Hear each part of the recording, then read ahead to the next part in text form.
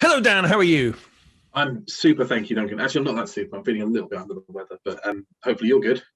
I'm good. We were without you for our last chat, and today without Alison, who's just simply snowed under and too important to talk to us today. Yeah, I wouldn't be surprised if I'm not here by the end of this video as well. So let's get cracking. Please don't die on me, Dan. Let's try not to. Nothing can wreck a career faster than having someone dive live on air while you're doing something like this. Save it till afterwards. Let's crack on. What have we got coming out?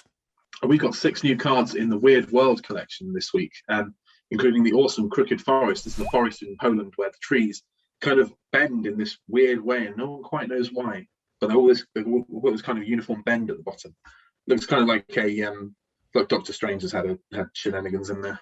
It is strange, a bit like that. Do you remember the science experiment you used to do in class where you used to grow a seedling under a fixed light source and it used to sort of go into a spiral? Oh, yeah. But it's like a bit of that, and then it's just stopped. Yeah, I'm sure scientists have a proper explanation for it, or a theory, but I don't myself. And then another thing I can't tell you about is Rootkund either. Yeah, Rootkund's fascinating. So it's a lake in the Himalayas, which was discovered in, I think it was 1942 by a British ranger.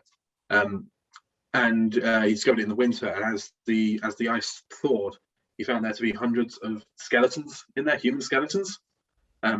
Really quite chilling, and no one knows where they came from.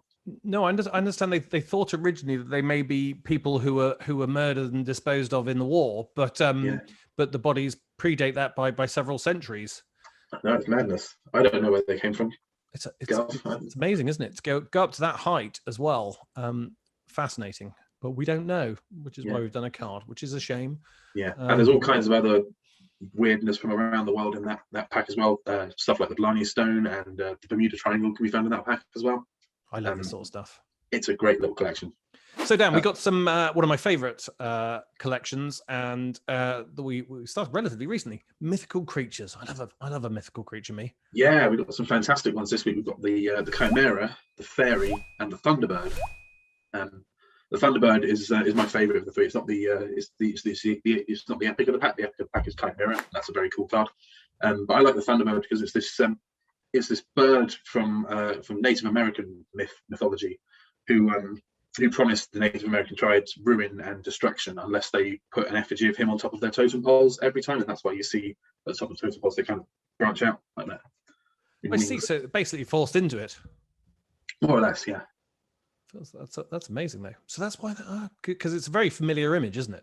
Yeah. Fill us in on the Chimera. First of all, it looks pretty weird, but what about its abilities?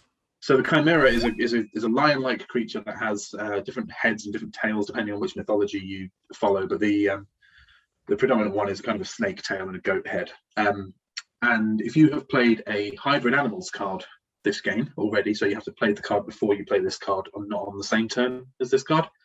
Then it'll give all your hybrid animals a bunch of power for the rest of the game. So it's a fantastic hybrid animal support card. Hybrid animals is one of these collections where it's been around for a while, and there aren't many cards in it, but they kind of interconnect really well, so they can form kind of a nice core of a Life on Man deck, and this would supplement that.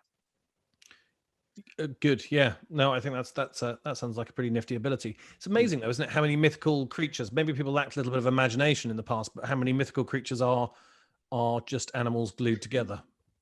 Yeah. Let's talk briefly about fairies as well, because it's almost impossible to believe, but at the turn of the century in the UK, some prominent people actually believed in fairies. Yeah. So Arthur Conan Doyle, I believe, was one of them. Yeah, I mean that's extraordinary, isn't it? Some girls took some pictures at the bottom of their garden of cardboard cutouts of fairies, and Conan Doyle bought into it and started publicising it. You have to say you like fairies and you believe in fairies, because otherwise they die. Oh right, okay. Maybe he was just making sure they all stay alive. It's one of those. It's one of those things where you might as well hedge your bets and believe in them, because otherwise it doesn't bear thinking about. Yeah, it's one of those ones I'd be prepared to hedge my bets on, Dan. You're right. I'm prepared to hedge my bets on fairies. Probably not more important things. Right. So let's move on to the constellation pack, and this month it is Libra.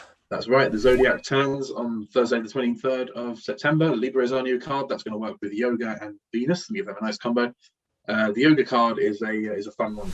So when you draw Yoga, it will reduce the energy cost of all the cards in your hand by 1 and give them -7 power. So these cards kind of get smaller, but they don't lose out on PPE. They actually gain a little bit of PPE. And that's across all collections. So you can just have a smaller, cheaper hand, which is exciting. Just a quick question. Have you ever tried Yoga? Do I look like I've tried Yoga? No, me either. No, not flexible. To be fair, I'm told it's very, very good for your posture. Okay, good. Well, maybe we'll give it a go and feedback. Right, and then we move on to Friday and the incredibly complicated set of all sets, which I don't think we're going to go into explaining about the mathematical sets and sort of Bertrand Russell theory. I think we should just talk about the ability rather than embarrass ourselves, Dan. So it's kind of a new ability. We haven't really tried this before. You'll draw a set of all sets, and while it stays in your hand, it will give itself and another card in your hand +7 power for the rest of the game. So there's some interesting ways you can play with that. You can use it to build up set of all sets itself, but the trouble is, while it's in your hand, it's taking up a hand slot, so you won't cycle so quickly, but you are getting power to compensate. I'm interested to see what people do with this one. So it's a wait and see one, is it, Dan? Yeah, for sure. You've just chucked it out there, and you expect our players to deliver the results. They usually do. Brilliant. Okay, and after that we have the Fermi paradox. Am I saying that right? The Fermi paradox. Yeah. So this is the notion. I think it was posited by Fermi that if there are aliens out there, the universe is so big, there must be so many aliens. How come we haven't come in contact with any yet? I imagine they probably. Sure, that's just because we occupy such a small part of the universe. Potentially, yeah. I mean, they probably looked at Earth and thought, nah. Just avoid it. Can't be bothered with that noise. Yeah, exactly. Can't be bothered with those carbon-based life forms. Right. Okay, excellent. And then rounding up that batch, we have the coastline paradox, which I do understand. But would you like to go into it, Dan? No, I'd like to hear what you think.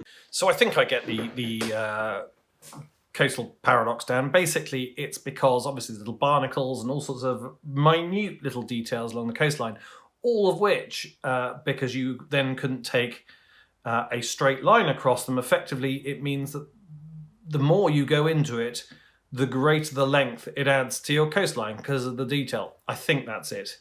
Some people may get a better idea from reading. Well, will get a better idea from reading the back of the card, but broadly speaking, that's it. Was I right, Dan? Maybe. Oh, God damn you.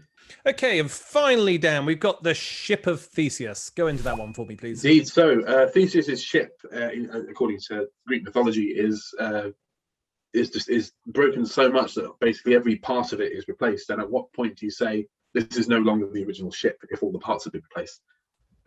You may have encountered this paradox recently if you were watching WandaVision, where the white vision is all the parts of the vision but not the vision himself. Or you may have encountered it with Trigger's broom in Only Fools and Horses, which has had 17 new heads and 14 new handles. Yeah, that classic scene. Mm-hmm. Very good. Okay, brilliant. I think that rounds things up. Yeah. Thank you very much, Dan. Take care of yourself. Keep it Q.